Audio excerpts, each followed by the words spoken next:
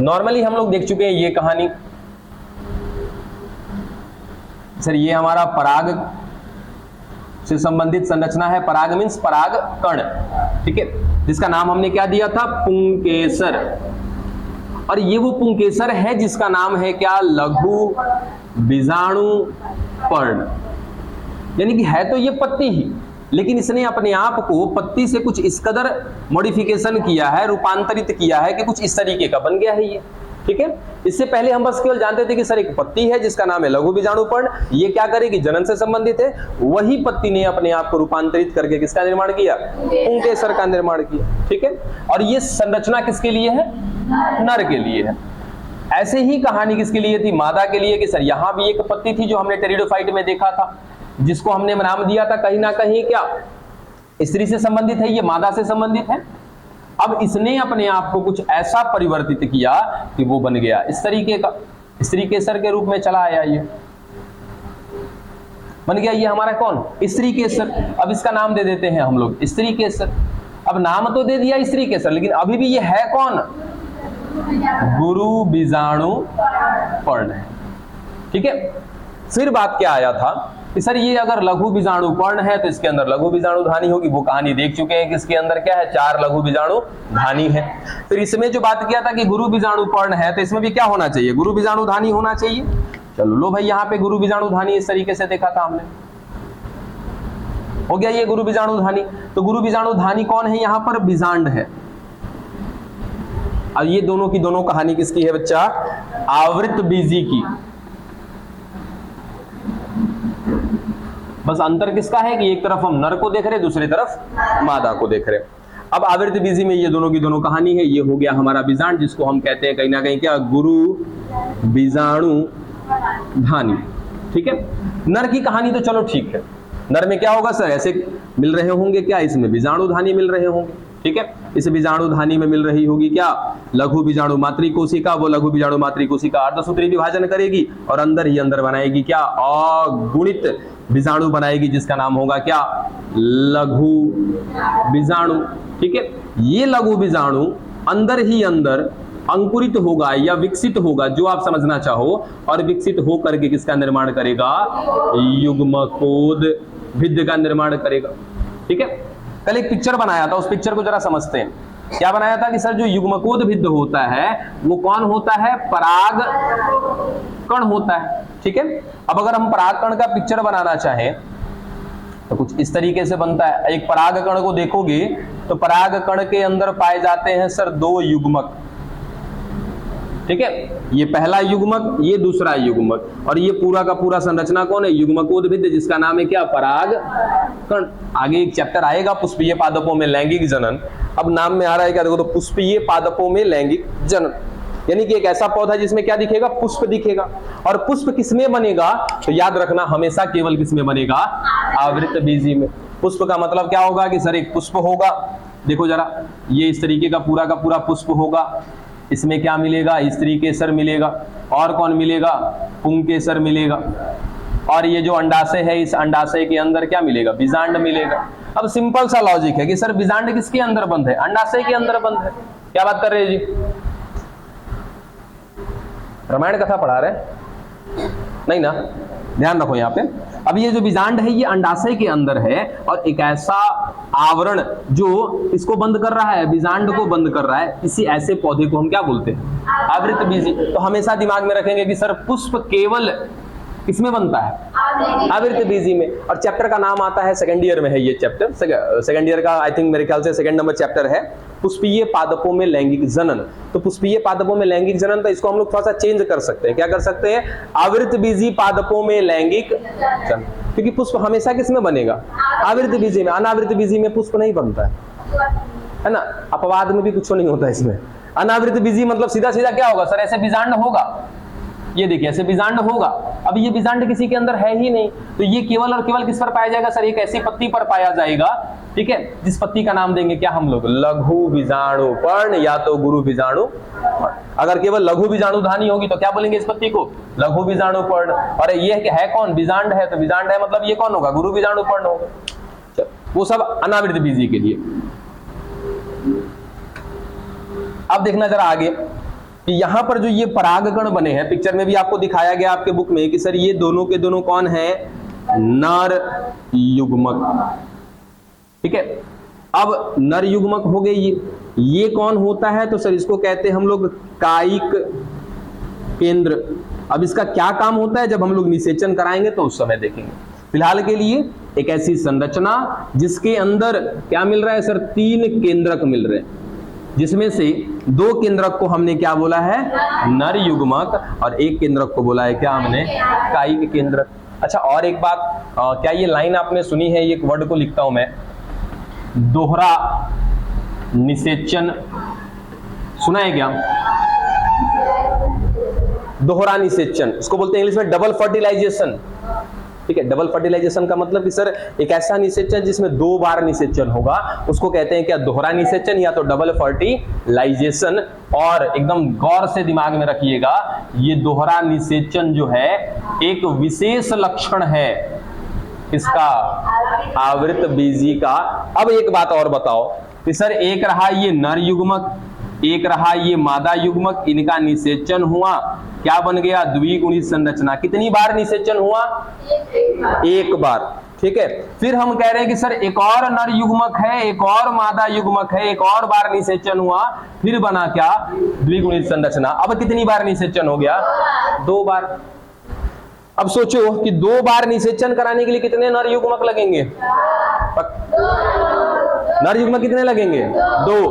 अतः यहाँ परागकण में देखो तो कौन नर युग्मक है, यही होता है कि जो आवृत बीजी का परागकण बनता है, आवृत बीजी का जो युग्मकोद्भिद बनता है, इस युग्मकोद्भिद में नर युग्मक की संख्या कितनी है, 2। इसीलिए कितनी बार निषेचन होता है, 2 बार निषेचन होता है। तो हम कह देते हैं क्या कि आवृत बीजी पादपों में कितनी बार निषेचन होगा, 2 बार। 2 बार निषेचन इसलिए होता है क्योंकि इसका जो युग्मकोद्भिद है कौन है, परागकण, इसमें कितने नर युग्मक है, 2 नर युग्मक। ठीक है, चलो ये रही नर युग्मक की कहानी। अब ना ये थोड़ा सा मादा युग्मक वाला परेशान करेगा, इसको थोड़ा सा समझते हैं हम लोग। नर युग्मक भी बनाना इतना आसान नहीं है। जिस दिन ये चैप्टर स्टार्ट करेंगे ना हम लोग, आवृत बीजी पादपों में लैंगिक जनन या पुष्पीय पादपों में लैंगिक जनन, तो सबसे पहले हम लोग नर जननांग को समझेंगे, फिर नर जननांग के अंदर क्या बनाएंगे, नर युग्मकोद्भिद यानी कि परागकण। और परागकण आपको बनाने में, उसकी सारी संरचना समझने में कम से कम लगेगा 3 से 4 दिन। यानी कि 3 से 4 दिन पढ़ोगे तो परागकण तैयार होगा, फिर 3 से 4 दिन पढ़ोगे ना तब जाकर के क्या, परागकोश। नहीं जी, परागकोश के अंदर ही तो तैयार होता है कौन, परागकण। ठीक है, तो जब हम लोग शुरू करेंगे ये चैप्टर तो सबसे पहले परागकोश को पढ़ेंगे अच्छे तरीके से। परागकोश के अंदर क्या मिलता है, बीजाणुधानी यानी कि लघु बीजाणुधानी, उस लघु बीजाणुधानी को समझेंगे। लघु बीजाणुधानी के अंदर मिलता है क्या, लघु बीजाणु मातृकोशिका, वो विभाजन कैसे करती है, क्या क्या संरचनाएं होती हैं, क्या क्या नाम होता है, ये सब कुछ खत्म करके और अंत में युग्मकोद्भिद यानी कि परागकण बनाने में आपको लग जाएगा 2 से 3 दिन। ऐसे ही कहानी चलेगी किसमें, मादा में। तो मादा में जाके किसका निर्माण होगा, मादा युग्मकोद्भिद का निर्माण होगा। 1 हफ्ता चला गया इसमें, फिर उसके बाद लगभग 3 से 4 दिन लग जाएगा निषेचन करा करके बीज बनाने में और फल बनाने में। यानी कि काफी लंबा टॉपिक है ये। ठीक है, तो अभी बस हमने जो भी चीजें जाना है, बेसिक जाना है, उस बेसिक को दिमाग में रखिएगा। अब तनिक ध्यान देना, आवृत बीजी और अनावृत बीजी का मादा जननांग में थोड़ा सा अंतर है। क्या अंतर है उस बात को देखिएगा। इधर बना देते हैं अनावृत बीजी,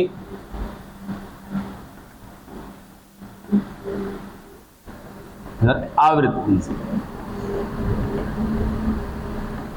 ठीक है, अब इस आवृत बीजी की बात करेंगे हम लोग।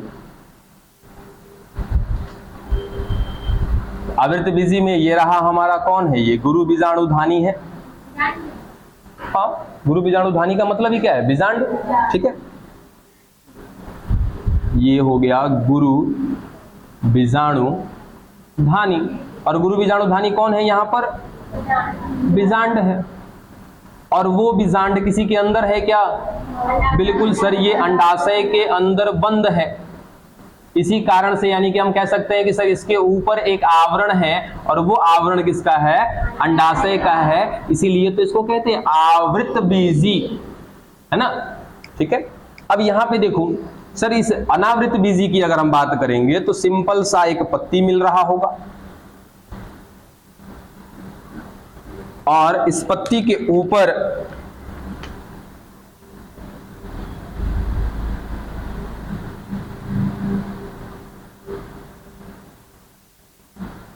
ये बीजांड मिल रहा है और इसी बीजांड को तो हम क्या कहते हैं, गुरु बीजाणु धानी कहते हैं।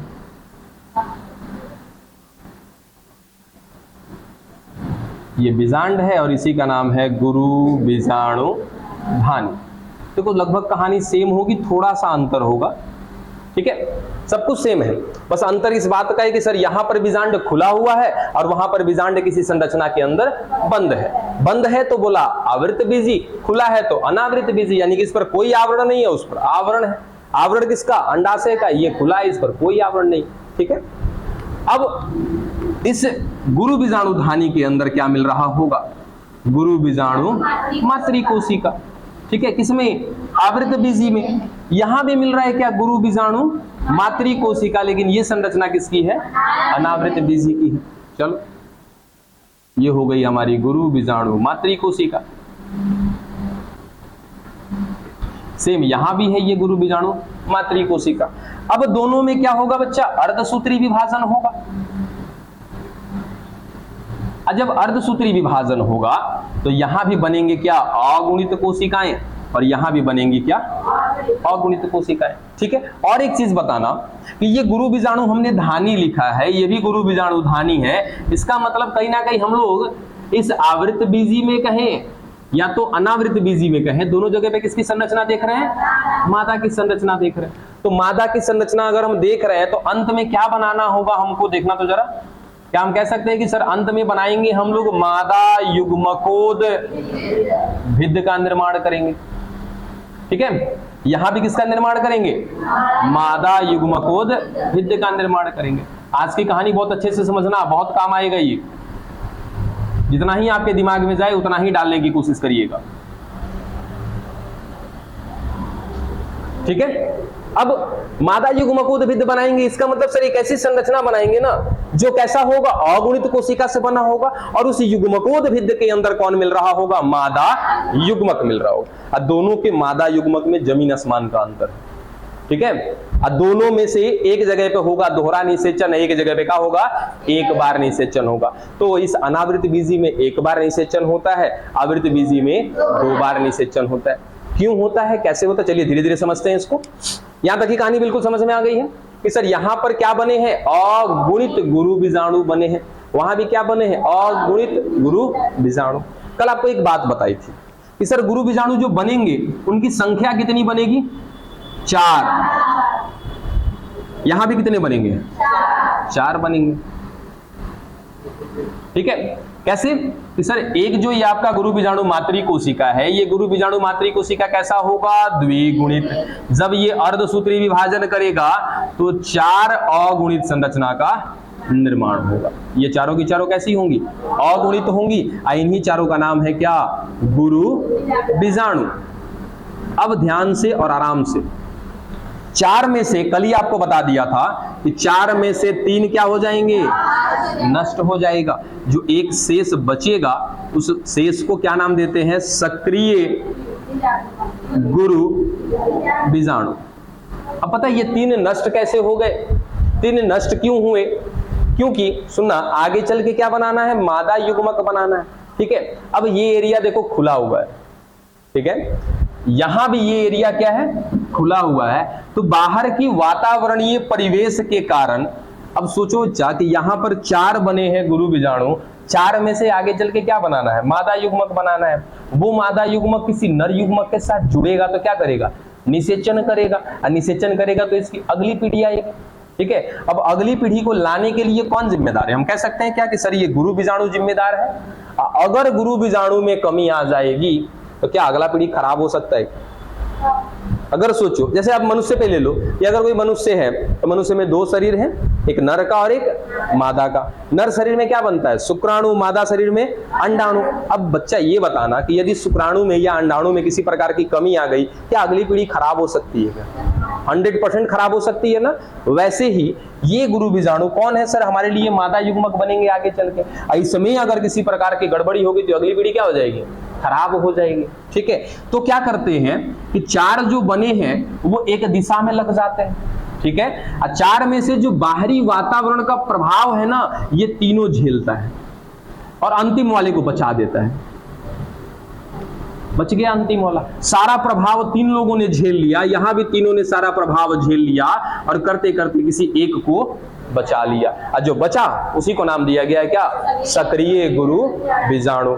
अब ये क्या करेगा सक्रिय गुरु बीजाणु, तो आगे चल करके अब क्या करना चाहिए, इसको अंकुरित होना चाहिए, और ये किसका निर्माण करेगा, मादा युग्मकोद भिद्ध का निर्माण करेगा।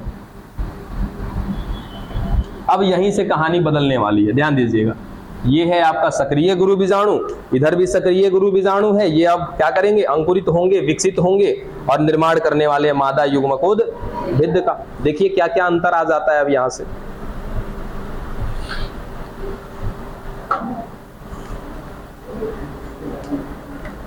दो शब्द लिख रहे हैं, इसको जरा देखिएगा।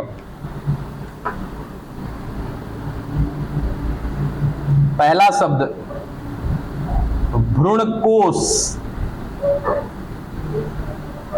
दूसरा शब्द भ्रूणपोष। भ्रूणकोश, भ्रूणपोष, दोनों एक ही कैसे है जी, आंख है कि आलू का फांक है बचिया, देखो तो बढ़िया से। भ्रूणकोश है, एगो पोष है, दोनों में अंतर है कि नहीं है। अब तनी खुद से अंतर निकालो। पहले तो भ्रूण का मतलब मुझे बताओ, भ्रूण का मतलब,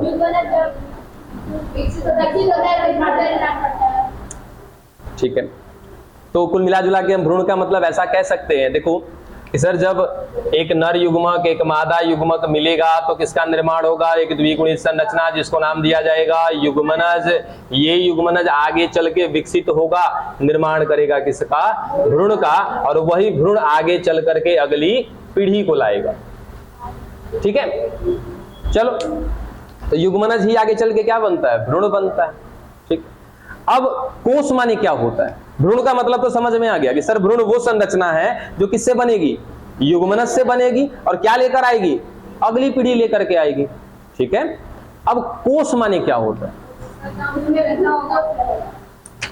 कोश मीन्स होता क्या, पहले कोश का अर्थ बताओ।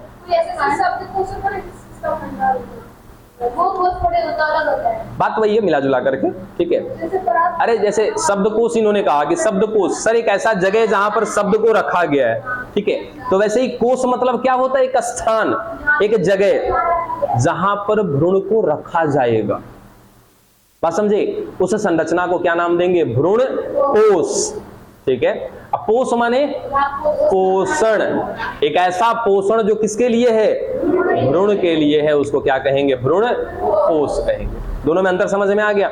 सर भ्रूण कोश एक संरचना जिसमें भ्रूण बनेगा, अब भ्रूण पोष मतलब कि वो संरचना जो पोषण का काम करेगी, किसके लिए, भ्रूण के लिए। ठीक है, दोनों शब्द भ्रूण के लिए ही है, एक बार जगह को बताया जा रहा है और एक बार उसके पोषण को बताया जा रहा है। चलो अब ध्यान दीजिएगा यहाँ पे, इसका इंग्लिश नाम यहां पे लिखते हैं एम्ब्रियो सैक बोलते हैं। भ्रूण माने होता है एम्ब्रियो, और भ्रूणपोष को बोलते हैं एंडोस्पर्म। ठीक है, ये दोनों नाम एकदम अच्छे से याद रखिएगा। चलिए अब आगे की कहानी। अब दोनों में ये रहा कौन, सक्रिय गुरु बीजाणु, वहां भी कौन है, सक्रिय गुरु बीजाणु। मिटाएं क्या पिक्चर को,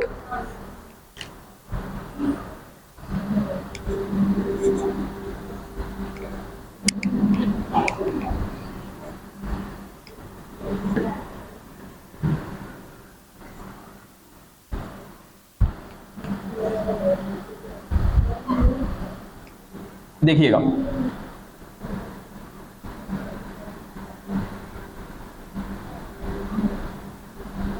ये बीजांड है और यहां पे जो बीजांड था वो कुछ इस प्रकार का था, है वही चीज। ठीक है, बशर्ते इस बार जो ये बीजांड है ये ऐसे ऊपर की तरफ है और वहां पर जो बीजांड है ऐसे नीचे की तरफ है। और एक अंतर है कि सर ये बीजांड एक संरचना के अंदर बंद है ना, अंडाशय के अंदर बंद पड़ा हुआ। अब इन दोनों के अंदर क्या रखा था आपने सर? एक सक्रिय गुरु बीजाणु बचा हुआ, ठीक है। अब असली कहानी यहीं से शुरू होती है। देखना क्या शुरू होता है सर, ये जो सक्रिय गुरु बीजाणु है कैसा है? यहाँ पर अगुणित। ये भी कैसा है? अब अगुणित काहे है पता है ना? क्योंकि इसका निर्माण हुआ है अर्धसूत्री विभाजन से। किसने किया है? गुरु बीजाणु मातृ कोशिका ने। अब क्या होगा ध्यान दीजिएगा कि सर यहां ये लगातार क्या करता जाएगा? विभाजन करता जाएगा। अरे सुनते जा पहले भाई, इतना आसान लगता है ये तो संजोग मनाओ कि लिखवा नहीं रहे हैं तो बौरा जाता सब इस चैप्टर में, समझा? ये सक्रिय गुरु बीजाणु लगातार कौन सा विभाजन करा सकते हैं हम यहाँ पे? हाँ, पिटाना है तुम लोग को। अगुणित कोशिका में कभी अर्धसूत्री होगा तो जब होगा तो समसूत्री होगा। अरे बुड़बको, कई बार तुम लोग को विभाजन बता चुके हैं कि विभाजन होता है दो प्रकार का। अच्छा कोई बात नहीं, अभी बना रहे ना, इतना भी तो कॉमन सेंस होना चाहिए। छोटा सा बात वीडियो जाएगा तभी होगा। विभाजन होता है दो प्रकार का, एक होता है समसूत्री, एक होता है अर्धसूत्री। समसूत्री सर दो प्रकार की कोशिका में हो सकता है, अगुणित और द्विगुणित, दोनों में करा सकते हैं। अर्धसूत्री केवल और केवल द्विगुणित कोशिका में होता है। इसके लिए वीडियो चाहिए है? ठीक है, देखो वो चीज दिमाग में रखो बाबू कि विभाजन कराने के लिए दो तरह का विभाजन है, एक है समसूत्री, दूसरा है अर्धसूत्री। समसूत्री हम अगुणित में भी करा सकते हैं, द्विगुणित में भी करा सकते हैं, और अर्धसूत्री केवल हम किस में करा सकते हैं? द्विगुणित में करा सकते हैं। अर्धसूत्री कभी भी अगुणित कोशिका में नहीं होगा। बस यहाँ पे कैसी कोशिका है? अगुणित। अब बताओ तो अगुणित में अर्धसूत्री होगा? जब होगा तो क्या होगा? समसूत्री होगा। तो सर ये लगातार विभाजन करा, लिखने की जरूरत है कि ये समसूत्री कर रहा है, ठीक है। ये लगातार सर विभाजन करता जाएगा। यहाँ पर कोशिकाओं की संख्या बढ़ती जाएगी, बहुत सारे कोशिका यहाँ पर बन जाएंगे और इन कोशिकाओं का समूह कहलाता है बच्चा भ्रूणकोश, ठीक है। और देखना यहाँ पे, इन्हीं में से एक कोशिका, केवल और केवल एक कोशिका आकार में बड़ी हो गई, ठीक है। केवल एक कोशिका, इन्हीं की एक कोशिका आकार में बड़ी है और इस संरचना को नाम देते हैं हम लोग मादा युग्मक। युग्मकोद्भिद कैसे कहें जब एक ही को कोशिका है तो, ठीक है। कैसे कहें? यहाँ पे अगुणित कोशिकाओं का भंडार होना चाहिए ना, तब ना कहेंगे युग्मकोद्भिद। केवल एक रहेगा तो क्या कहेंगे? युग्मक कह सकते, ठीक है। तो ये कौन है? हमारा मादा युग्मक। यही तो अंतर है यहाँ और वहां में, ठीक है। अब देखो यहाँ पे क्या है कि सर यहाँ जो ये अगुणित कोशिका दिख रही है ना, इसने कुछ अलग ही बवाल मचा रखा है। देखो बड़ी भयंकर वाला बवाल मचेगा। अच्छा, विभाजन पढ़ा है सभी ने? विभाजन में दो प्रकार के चरण आते हैं। एक चरण को कहते हैं केंद्रक विभाजन, दूसरा चरण होता है कोशिका द्रव्य का विभाजन, ठीक है। सिंपल अगर हम बताना चाहें तो कुछ ऐसा, सर ये एक कोशिका है, इसका केंद्रक है और ये कोशिका विभाजन करने वाली है, तो सबसे पहले क्या होगा सर? इसी कोशिका के अंदर केंद्रक की संख्या कितनी हो जाएगी? 2 हो जाएगी। ये प्रक्रिया क्या कहलाती है? केंद्रक का विभाजन। उसके बाद इसमें क्या मिल रहा है? कोशिका द्रव्य मिल रहा है। अगली बार में क्या हो जाएगा कि सर यही कोशिका कुछ इस कदर ऐसे दबने लगी, हाँ, कोशिका खांच विधि से ये दबने लगेगी। लेकिन बुड़बक कहीं का कोशिका खांच विधि जंतु में चलता है, पादप है, कोशिका पलेट विधि होगा ना। चल इधर देख, इधर हाँ मिस हो गया, बहुत बड़ा मिस्टेक कर रहा है। अब ये क्या होगा? ये कोशिका दबने लगेगी, दबने के बाद अंत में इसी कोशिका से कितनी कोशिका बन जाएगी? 2 कोशिका बन जाएगी। यानी कि एक कोशिका का विभाजन करके 2 कोशिका बनाने के लिए 2 चरण। पहला चरण केंद्रक का विभाजन और दूसरा चरण कोशिका, ठीक है। ये बात पता है ना? चल अब कहानी देखना कैसा ट्विस्ट आता है कहानी में। मिटा दे रहे इसको ना, हाँ कहानी में ट्विस्ट आने वाला है। देखो सारा पढ़ा लिखा धारा का धारा रह जाता है। इसको बाहर लेकर आते हैं ना, जब भी कहते हैं बाहर लेकर आने बड़ा खुशी होता है हमको, मतलब समझने के लिए वहां पे एक सारी कहानी कैसे समझाएंगे, ठीक है, उस चीज को हम बाहर समझ रहे हैं। ये कौन है सर? सक्रिय गुरु बीजाणु, ठीक है। क्या हुआ? हाँ यही है। अब यहाँ पे सारा कहानी नहीं समझ सकते, पिक्चर को मिटाना पड़ जाएगा, इसीलिए हम उसको बाहर समझ रहे हैं, लास्ट में वहां पे बना देंगे, ठीक है। ये है हमारा वो सक्रिय गुरु बीजाणु जो बीजांड के अंदर दिख रहा है। कैसा है? अगुणित है। जैसे यहां पर इसने क्या किया था? विभाजन किया था। सर ये भी विभाजन करेगा, ठीक है। अब कौन सा विभाजन होगा ये तो फिर से नहीं बताना पड़ेगा, समसूत्री होगा। अब विभाजन होगा तो क्या करेगा सर? सबसे पहले एक केंद्रक मिल रहा है इसके अंदर, देखो ये, और वो केंद्रक कैसा है? अगुणित है। तो सबसे पहले क्या होगा सर? केंद्रक की संख्या क्या हो जाएगी? 2 हो जाएगी। उसके बाद जो कोशिका द्रव्य मिल रहा है वो क्या होगा सर? कोशिका द्रव्य का विभाजन होगा। इसको हम कह दें क्या कि सर ये केंद्रक का विभाजन है, ठीक है। अब क्या होना चाहिए? कोशिका द्रव्य का विभाजन होना चाहिए। बोला नहीं होगा, ठीक है, बस वही कहानी है, ये नहीं होगा, ठीक है। अब क्यों नहीं होगा इसका कोई जवाब नहीं है, क्यों नहीं होगा इसका कोई जवाब नहीं है, बस नहीं होगा तो नहीं होगा, ठीक है। यानी कि अब एक ऐसी कोशिका है जिसके अंदर कितने केंद्रक? 2 केंद्रक। चरण को पूरा कर लिया, ठीक है। वापस से क्या करेगी? फिर से केंद्रक विभाजन। इस बार कितने हो जाएंगे? 4। फिर से कोशिका द्रव्य का विभाजन नहीं करेगी।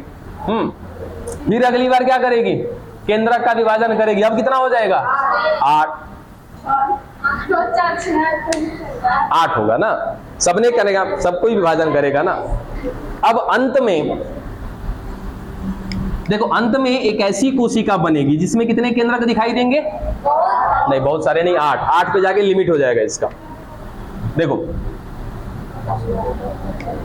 ये वो अगुणित कौन था हमारा? सक्रिय गुरु बीजाणु।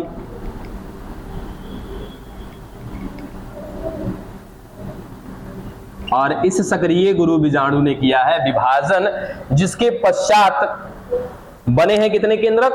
8। अब देखो वो केंद्रक कैसे व्यवस्थित हुए, और जब अंतिम वाला केंद्रक विभाजन होगा ना, उसके बाद कोशिका द्रव्य का विभाजन हो जाएगा। 1 2 3 गो केंद्रक यहां है, ठीक है। 1 2 3 6 हो गए। ये कोशिका भी बट रहे हैं, ठीक है। तो ये कोशिका भित्ति बना रहे हैं, मतलब कि कोशिका द्रव्य का भी विभाजन हो रहा है अंदर ही अंदर। और 2 केंद्रक यहाँ पे है, और ये दोनों केंद्रक एक ही के अंदर है। टोटल कितने केंद्रक हो गए? 8 केंद्रक। कोशिका कितनी है जरा गिन के बताना तो इसमें। हाँ इस संरचना में कोशिका कितनी? कोशिका कहाँ है? 7 कोशिका है, 8 केंद्रक है। देखो एक कोशिका 2 3 4 5 6, और ये एक कोशिका 7। नहीं पूरा 8 नहीं है, सब उसके अंदर ही है, ठीक है। हाँ केंद्रक 8 है। तो ये संरचना कैसी है? 7 कोशिकीय और 8 केंद्रकीय। और इस 7 कोशिकीय 8 केंद्रकीय संरचना को नाम दिया जाता है बच्चा भ्रूण कोश। हाँ जी कोश, इसके अंदर भ्रूण बनेगा, ठीक है। हाँ भ्रूण कोश नहीं, पोष नहीं, यही तो अंतर समझना है आपको। अब देखो इस संरचना को उठा के यहां पे डाल देते हैं। अरे आराम से रहो, सब समझ में आएगा।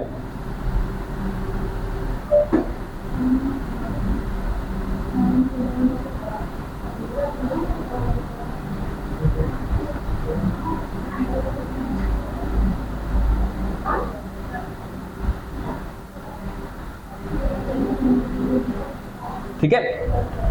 अब ध्यान देने वाली बात क्या है? एक कहानी समझो, जैसे शादी विवाह का माहौल चल रहा है, ठीक है, बिल्कुल। अब मान लो कि एक लड़का है राहुल, वो यहाँ पे राहुल नहीं है ना, चलो अच्छी बात है।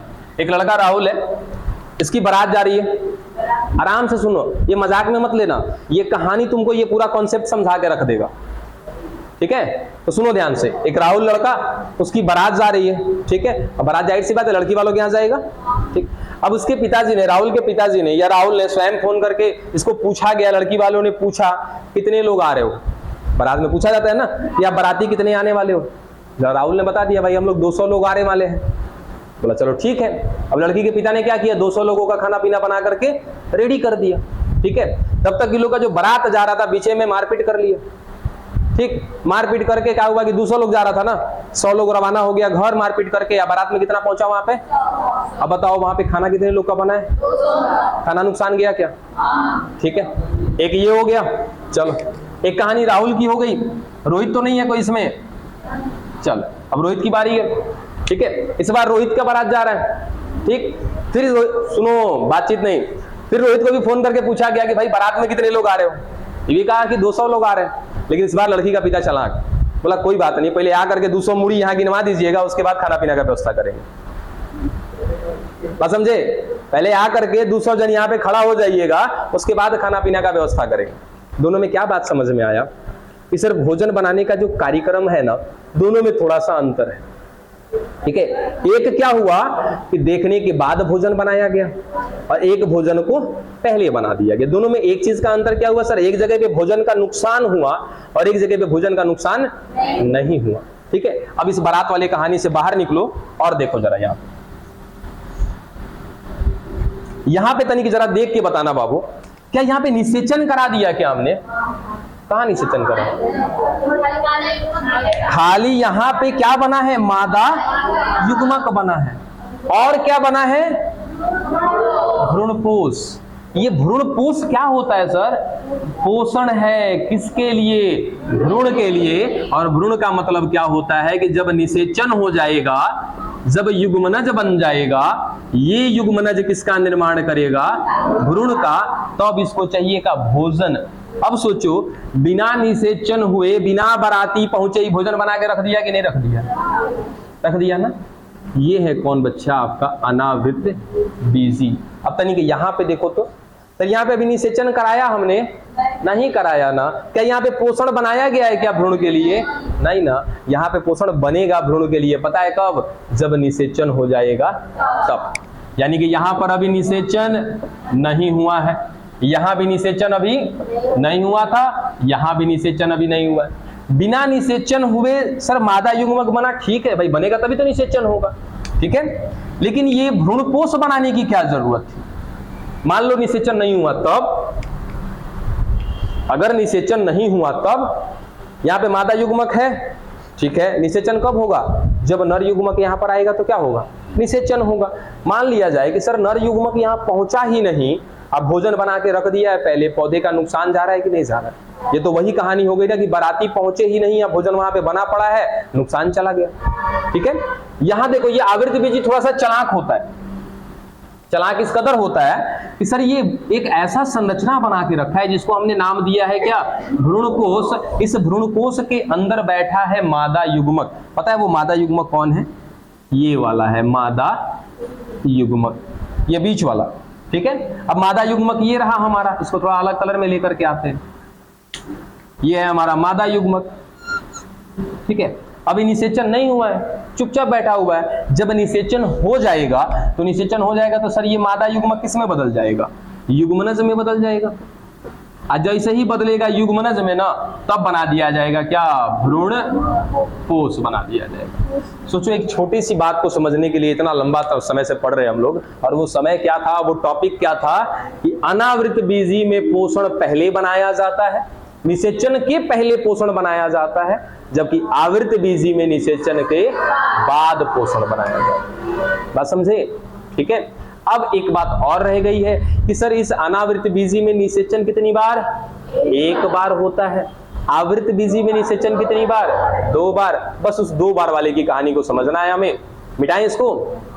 और एक चीज, ये जो संरचना है कौन, 7 कोशिकीय और 8 केंद्रकीय बच्चा, ये पता है कौन है, मादा युग्मकोद भिद्ध है, ठीक है। क्यों, क्योंकि इसी के अंदर कौन है, मादा युग्मक है। सिंपल सा आपको बताया कि जिसके अंदर युग्मक होगा वो संरचना क्या कहलाएगा, युग्मकोद्भिद्ध कहलाएगा। यहाँ पर अंदर कौन है, मादा युग्मक, तो ये संरचना कौन है, मादा युग्मकोद्भिद्ध है।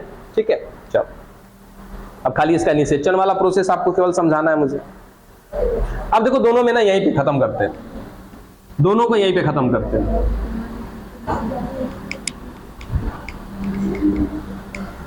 देखो इधर ये बीजांड कहां पर मिल रहा होगा सर, एक पत्ती पर मिल रहा होगा क्या, चल अब बीजांड के अंदर कौन है, ये मादा युग्मक है ना, ये मादा युग्मक। अब क्या होगा कि सर ये ऊपर का एरिया खुला, इधर ध्यान दो, इधर से कौन आ जाएगा, नर युग्मक आ जाएगा। नर युग्मक आएगा, यहाँ पे जुड़ करके क्या कर देगा, निषेचन, तो ये संरचना कैसी हो जाएगी, द्विगुणित हो जाएगी। अब क्या कहलाएगा, ये युग्मनज कहलाएगा। और युग्मनज आगे चल के क्या करेगा, विभाजन करेगा, किसका निर्माण करेगा, भ्रूण का निर्माण करेगा। अब भ्रूण के लिए पहले से पोषण यहाँ पे बना करके रखा हुआ है, पोषण को लेता जाएगा, धीरे धीरे ये संरचना पूरी सूख जाएगी और बदल जाएगी किसमें, बीज। ठीक है, अब दिक्कत क्या होगा कि सर अगर निषेचन नहीं हुआ तो इसका पोषण क्या होगा, बर्बाद होगा। बस ये थी आपकी आवृत बीज, अनावृत बीजी की कहानी। अब रह गया आवृत बीजी का, और ये नर युग्मक किस रूप में आएगा, परागकण के रूप में आएगा। ठीक है, अब ये वाली बात को थोड़ा सा समझिएगा। हालांकि ये थोड़ा सा डिटेल जा रहे हैं हम लोग, ये चीज सेकेंड ईयर में आएगा, इतना डिटेल में पढ़ाने का मकसद ये है कि आज से आपके दिमाग में रहेगा, तो उस समय पढ़ेंगे हम लोग तो थोड़ा सा आसानी लगेगा हमको पढ़ने में, आप लोगों को पढ़ने में और हमें पढ़ाने में। कितने लोगों को बोरियत लग रहा है ये टॉपिक, ज्यादा से ज्यादा लोगों को लग रहा होगा। अब हम कर भी क्या सकते हैं, आदत है बाबू, ये हमारी आदत है, क्या ही कर सकते हैं। कोई बात नहीं है, कह सकते हो। आप बोलना बंद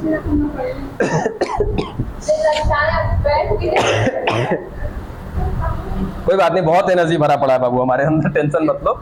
सुबह 4 रोटी खा के आते हैं हम।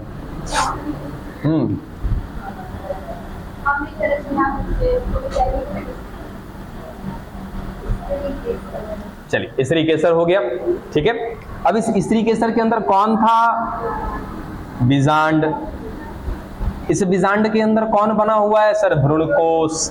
अच्छा, भ्रूणकोश में ना एक चीज थोड़ा सा और देख लो, जब सब जान लिया तो इतना में क्या हो जाएगा। देखो सर, ऊपर यहाँ 3 को कोशिका था, ठीक है, बीच में एक ऐसी कोशिका थी जिसके अंदर 2 केंद्रक थे। ठीक है, अच्छा ये सारा का सारा केंद्रक कैसा होगा बाबू, अगुणित होगा, क्योंकि सब का सब क्या किया है, समसूत्री विभाजन करके बना है।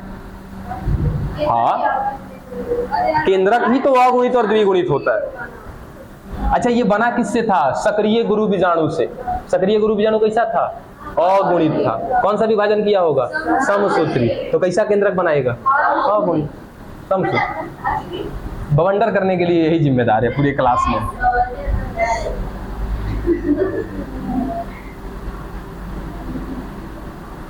चलो बन गया हमारा क्या, 7 कोशिकीय और 8 केंद्रकीय संरचना, जिसको हम कहते हैं क्या, भ्रूणकोश। अब तनी खाली एक चीज देखो सर, ऊपर की जो ये 3 कोशिकाएं हैं ना, इन 3 कोशिका को कहते हैं प्रतिमुखी कोशिका। इंग्लिश में बोलते हैं इनको एंटीपोडल सेल। ठीक है, इसको नाम बता दिया मैंने, एम्ब्रियो सैक बोलते हैं, एम्ब्रियो सैक। ये तीनों में से ये बीच वाला कौन था बच्चा, अंड कोशिका है, यानी कि मादा युग्मक है ये। ठीक है, अंड कोशिका को सीधा सा क्या बोलते हैं हम लोग, एग सेल। ये दोनों की दोनों है सहायक कोशिका, इनको कहते हैं इंग्लिश में सिनर्जिड सेल। ठीक है, डन। नाम याद रखेंगे तो रख लीजिएगा, नहीं तो कोई बात नहीं। यहां देखो,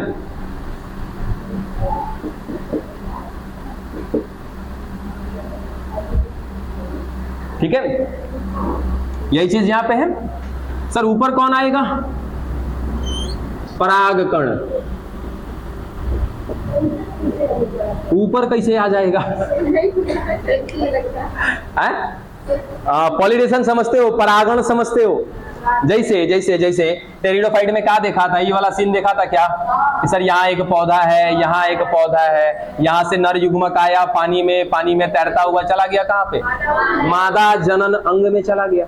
ये कौन है? मादा जनन अंग है। यहाँ तक कैसे पहुंचेगा? तो सोचो कि ये परागकण कहाँ पे बना होगा, तू ही बताएगा केवल, और कोई नहीं बताएगा। पहले तो ये बता परागकण कौन है? परागकण को कोई नाम देना चाहोगे? क्या दे सकते हैं? हेती को है बबुआ, चाप देंगे, बता दे रहे तुम, एक नीचे रख के। नर युग्मकोद्भिद का नाम देंगे, ठीक है? नर युग्मकोद्भिद कहां पे बना होगा? नर युग्मकोद्भिद कहां बना होगा? लघु बीजाणुधानी में, है ना? लघु बीजाणुधानी कहाँ है? देखता ये है ना लघु बीजाणुधानी। हाँ चल भाई रहने दे, तू रहने दे, यही है ना लघु बीजाणुधानी। इसी के अंदर क्या था सर? परागकण बना हुआ था। हालांकि परागकण बाद में बनेगा, पहले क्या बना था सर इसमें? लघु बीजाणु। वही लघु बीजाणु अंकुरित होकर के किसका निर्माण किया? नर युग्मकोद्भिद का। नर युग्मकोद्भिद कौन है? परागकण, जिसके अंदर कौन है? नर युग्मक। आवश्यकता पड़ने पर ये परागकोश फट जाता है, ठीक है? और जब परागकोश फटेगा तो यहां से परागकण क्या होगा बच्चा? हवा के माध्यम से उड़ जाएगा और जमीन पे ना गिर करके ये हवा के जमीन पर भी गिरते हैं। कारण क्या होता है ना कि यहां पर लाखों लाख बनते हैं। हाँ लाखों लाख बनते, बहुत ज्यादा, लाखों करोड़ों में बनते हैं परागकण। हाँ परागकण के अंदर कौन होगा? भाई क्या है? नर जनन अंग है, तो नर जनन अंग में क्या बनेगा बाबू? तो बताइए ना, क्या पूछ रहे?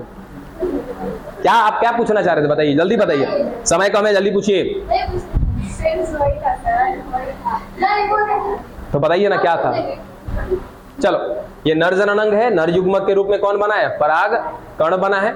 अब ये जैसे ही परागकोश फटता है समय अनुसार, यहां से परागकण हवा के माध्यम से या किसी कीड़े मकोड़े के माध्यम से या तो पानी के माध्यम से उड़ते उड़ते उड़ते उड़ते कहां पहुंच जाएंगे?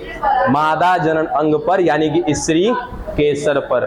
और स्त्री केसर कर कहां पहुंचेंगे? वर्ती काग्र पर। यहां से एक नाम पूछा जाता है परागण।